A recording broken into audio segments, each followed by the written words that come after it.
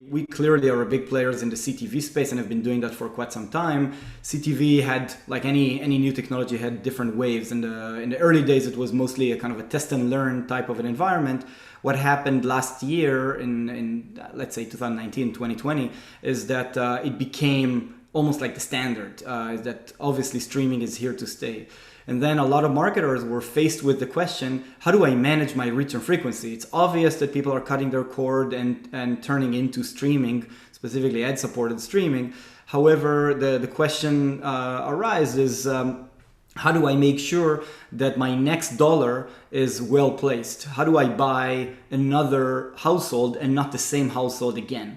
So we teamed up with the ANA and a set of a lot of marketing executives in order to conduct a study that we worked for a very long time on, and what we just released this week is the output of that study. So in the output of the study, we had 20 brands with a total of $35 million spent, that we wanted to go out to the market and learn what is the optimal reach and frequency. And even more than that is that when you buy media right now, what are you actually getting? What's the real duplication in the market right now? What's an average campaign reach is?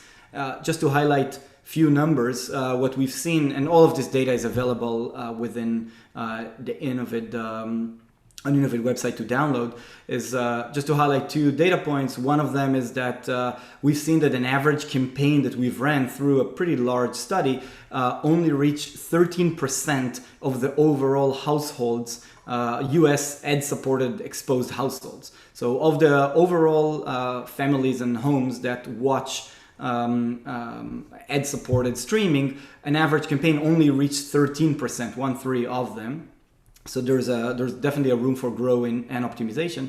And a second interesting study is that we've seen the average duplication of publishers. So when you buy media from multiple media companies, we've seen that the average overlap between two media companies is 33%. So that means, again, on average, a third of the media for a given media entity is overlapped with another one. Those two stats mostly highlight that yes, people are tuning into streaming, cutting the cord. It's definitely a tremendous transition. However, with the help of technology, you can do a much better job on making your money work harder.